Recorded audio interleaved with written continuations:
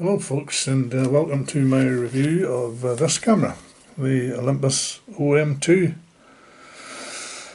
The OM2 35mm SLR, part of the Olympus OM system of cameras. It was of course a development of the original Olympus OM1, which was launched in 1972. Mechanical manual exposure only camera, and Olympus then developed the OM2, which was manual exposure but also had aperture priority exposure in it as well. The big difference between the OM1 and the OM2 was that the OM2 then had an electronic shutter in it for the exposure. It was reliant on batteries, whereas the OM1 had a purely mechanical shutter in it and wasn't dependent on batteries. The OM2 was completely dependent on batteries, and if the batteries went dead in your camera in the OM2, the shutter locked up and the camera ceased to function, whereas on the OM1 you just kept shooting away. It was completely mechanical, clockwork action inside it, and was not dependent on batteries, but it had the disadvantage of only having a manual exposure mode. The OM2 on the other hand, I'll say, had aperture priority and manual. Very similar layout to the OM1. I'll say the shutter speeds are around the lens on the OM2, same as on the OM1. The shutter speed control ring is around the lens, quite unusual for cameras of the time, as most other cameras had the shutter speed control on the top plate of the camera. The Olympus had it around the lens throat, and was one of the rather unique features of the camera. The layout is again very similar to the OM1. Self-timer on the front there, it was mechanical. You just wind that lever round and press the little button, and it would operate the mechanical self-timer. To rewind the film, again, the rewind control was on the front plate there, little red arrow with the letter R indicating rewind. So if you moved that little button counterclockwise to the left, you could then flip up the lever on the rewind crank and rewind your film. Pretty straightforward. And again, on the top plate on the camera, slightly different layout of course to the OM1. The lever on the left has 3 positions, either off, so the camera's metering was turned off. If you moved it to manual, then you were in manual exposure, and if you moved the lever forward to auto, you were in aperture priority automatic exposure mode. It also had a further function that you could push the lever forward. It was on a spring to the check position, and what that did was it gave you a battery check function. When you moved that lever forward, a red light came on the back of the camera to indicate that the battery condition was good. If the red light came on steady, then your batteries were okay. Again, on the subject of batteries, it used 2 SR44s or LR44 button cells. I always preferred the SR44s as they lasted longer than the LR44s. On the top plate again, we have the exposure compensation dial on the top, and the film speed setting. To set the film speed, pretty conventional. You just lifted up the dial and moved it to the setting, and the window changed. At the minute, as you can see, it's set at 400 ISO. If you wanted to change that, then you just lifted up the wheel and moved it till you got the ISO setting that you acquired in the window, and then reset the dial back to its position aligned with the white mark on the pentaprism. The it also offered exposure compensation in 1/3 stop increments. So you could move that dial in 1/3 clicks to either overexpose by up to 2 stops, or if you moved it the other way, you could underexpose up to 2 stops in 1/3 stop increments. So that was for when you were shooting in aperture priority mode. You could use exposure compensation. Again, to the right you have your shutter release button, which is threaded for a standard cable release. To the left hand side of the camera you have here a PC flash connector for a standard PC cord. Interesting that there are two little markings there. One's a blue X and one's a white FP, and there's a little red dot on the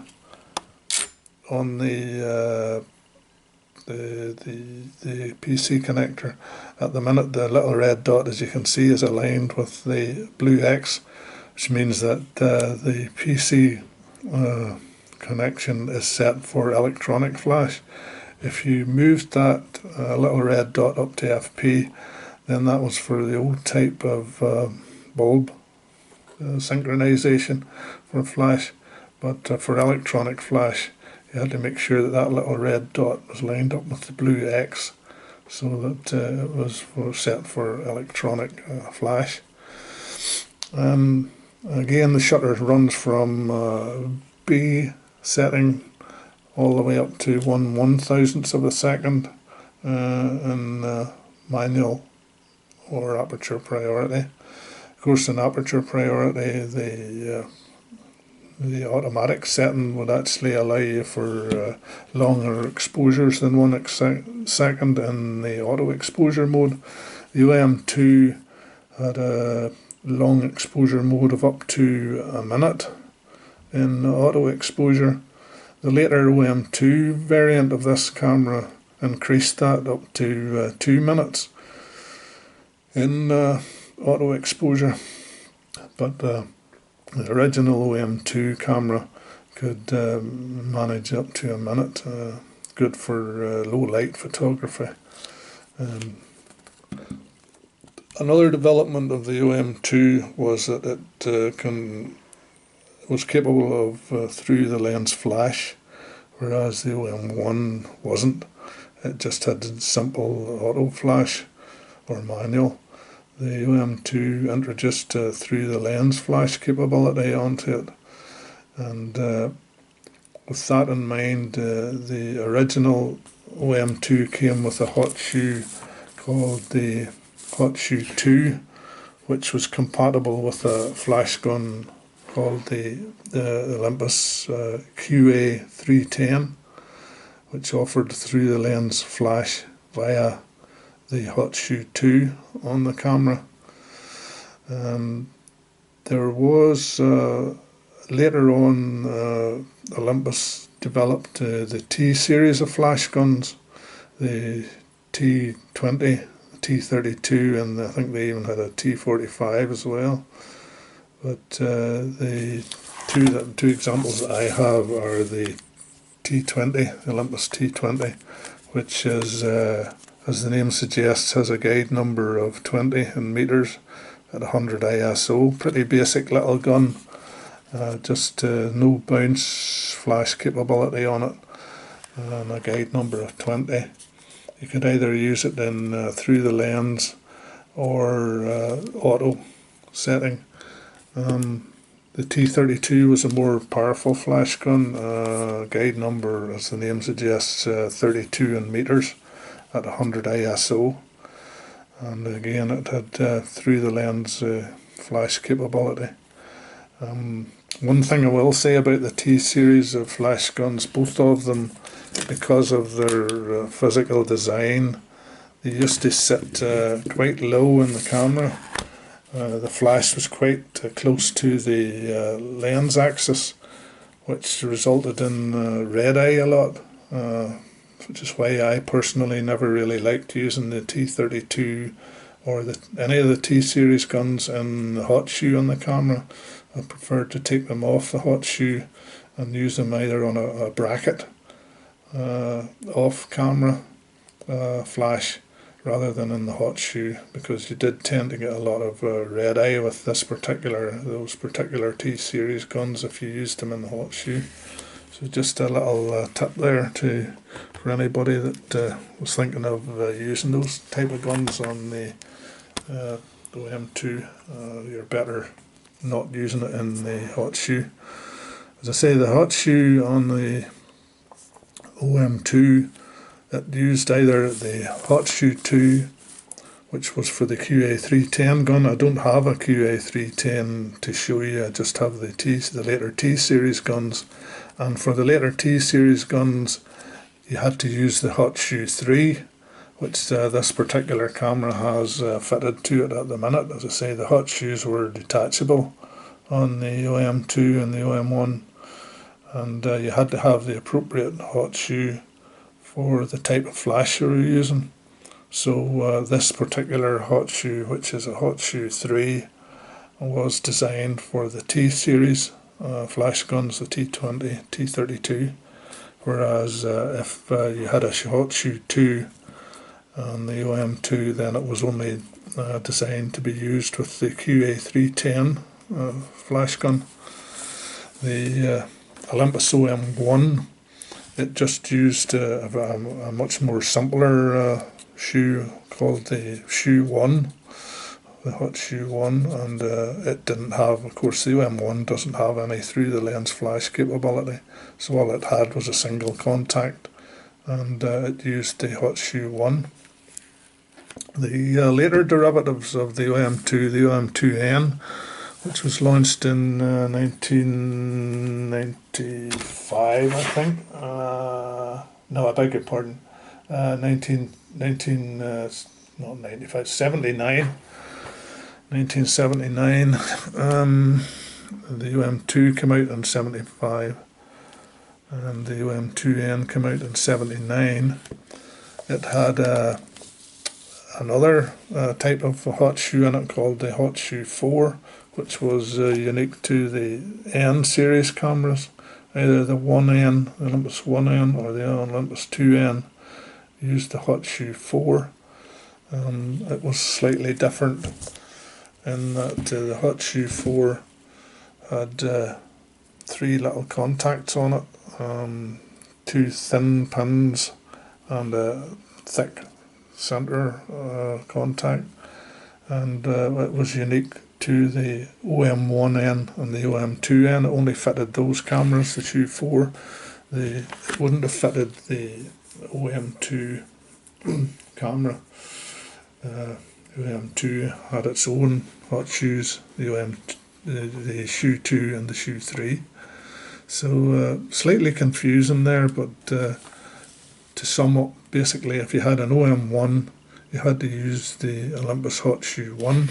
If you had an OM2, then you could use either the Olympus hot shoe 2 or the hot shoe 3.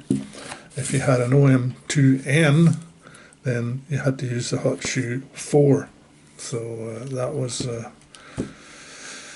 the way it was with the hot shoes in those cameras. Again, there was several other accessories designed for the camera. On the front you can see it has MD, which indicates that the camera could be used with a motor drive or a winder. There were 2 types of winder. I have both examples here. The first one was the winder 1. The disadvantage with the winder 1 was that it could only advance a single frame at a time. It didn't have a sequence, so you couldn't continually shoot with the OM winder 1. It just advanced one frame and then stopped.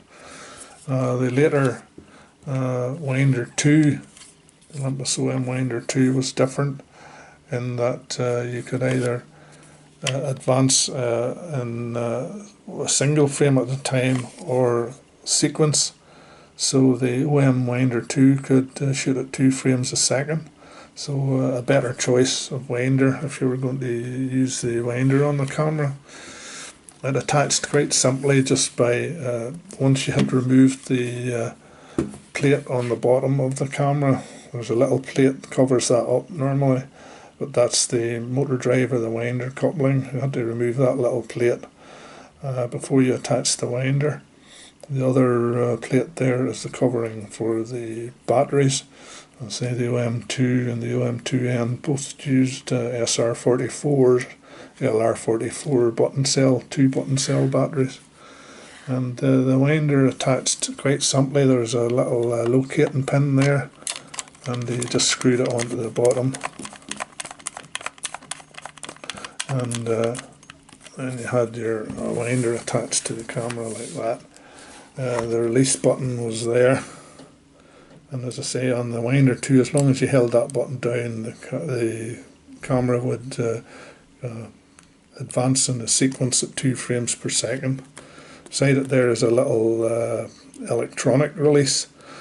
So if you had something like this, the Olympus electronic release, you could plug that in there and operate that, and you could release the shutter electronically via the button, which was an alternative to a cable release, although the OM2 and 2N did take a standard cable release. The shutter release button was threaded for an ordinary mechanical shutter release.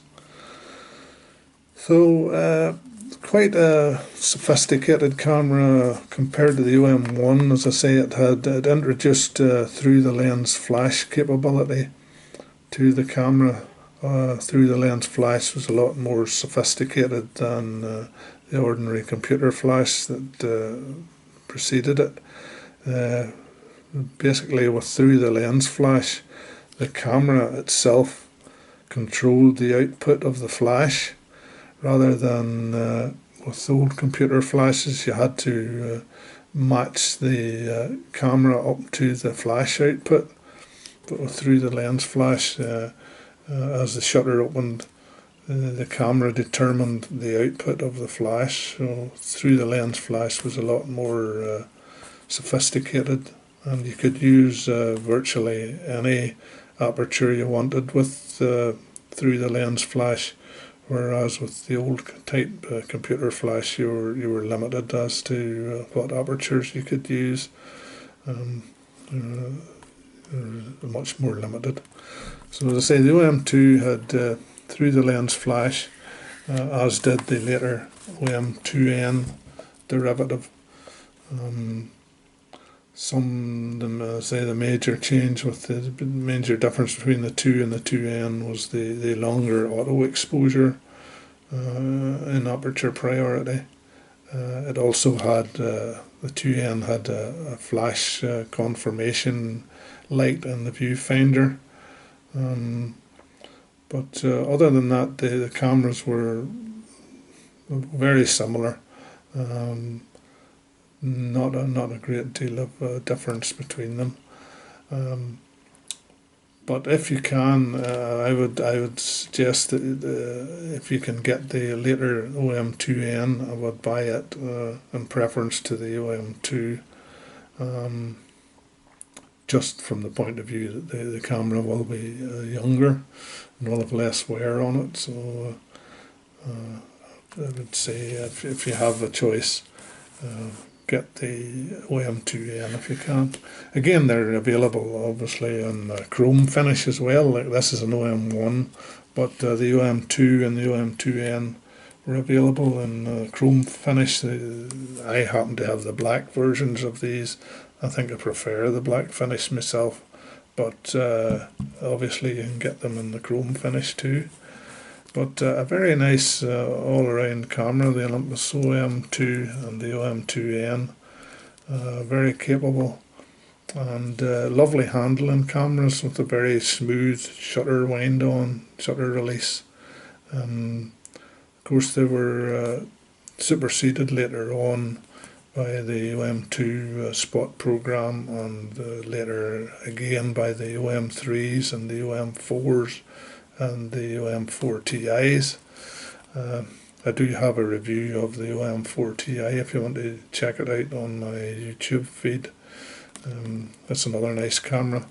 The shutter wasn't as smooth as wind on the 4Ti as it was on the OM1s and the OM2s, which had a beautifully smooth wind on. But again, they were lovely cameras, the OM2 and the OM1. It was just down to a matter of whether you valued aperture priority exposure, which the OM2 had, against the mechanical reliability of the OM1. The OM2 was battery dependent and the OM1 wasn't. It was mechanical shutter. The OM2 was electronic.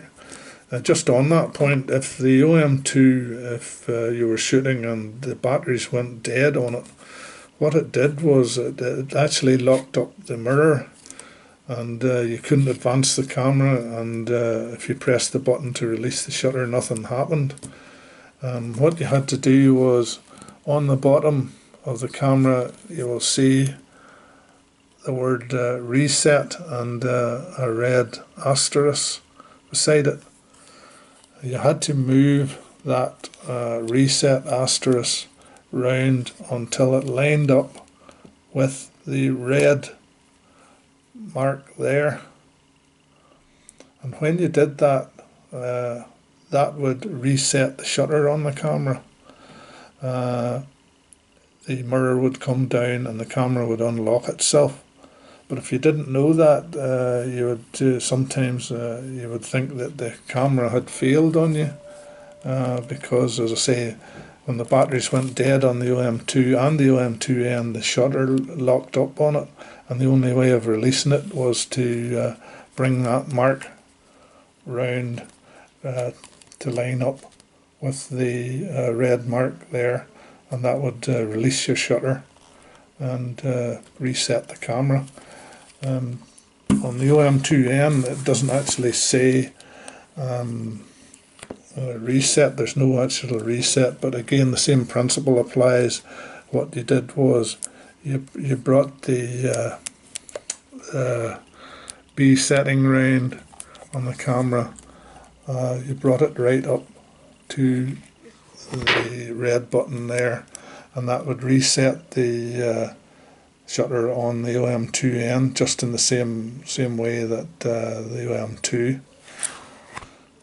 Just a little point to note, because sometimes, as I say, some people think the camera has actually ceased to work on the OM2 and the OM2N, because, as I say, the shutter does lock up once the batteries go dead in it, and that's the only way to reset the shutter and release the mirror back down again, is to line up on the 2N, line up the B setting there. You have to press in that little B lock button and bring the B up to the red dot there, and that will release your shutter. On the OM2 it's slightly different. As I say, it says there is a reset asterisk there, and you just bring your shutter button around until it lines up with the red marking there, and that will release your shutter again when your batteries have run out. So just a point of note there. Again, very nice camera, the OM2 OM2N. Sad, that the OM system eventually fell out of favour because autofocus cameras were coming in, but manual focus had its day, really. But still beautiful cameras, still very capable of taking beautiful shots. And the OM1 and the OM2N, they're some of my favourite cameras. It'd be hard to choose between them. I think for myself, I actually prefer the OM2, OM2N to the OM1 because of the ease of use of having aperture priority on it. It's just easier to use, I find, and quicker to use, because once you have selected an aperture, then the camera will automatically match up on shutter speed. So quicker and easier to use than a full manual exposure camera like the OM1. But as I say, you pays your money and you takes your choice, but my choice would be the OM2 over the OM1. But hope you enjoyed that little review of the OM2. I know it's rather quick and didn't go into great detail on it, but a very nice camera, and I say I hope you enjoyed it. Please feel free to leave any comments or whatever, and feel free to subscribe to my channel. And I say I have a review on the OM2 spot program and the OM4 Ti if you're interested in either of those cameras on my channel. So hope you enjoyed the little review, and keep well, keep safe. As I say, we're still in the grip of the coronavirus as I speak, and another shout out to everyone in the NHS and everyone who's doing their bit in the fight against this horrible pandemic. But stay well, stay safe, and we'll catch you again with another review. Bye for now.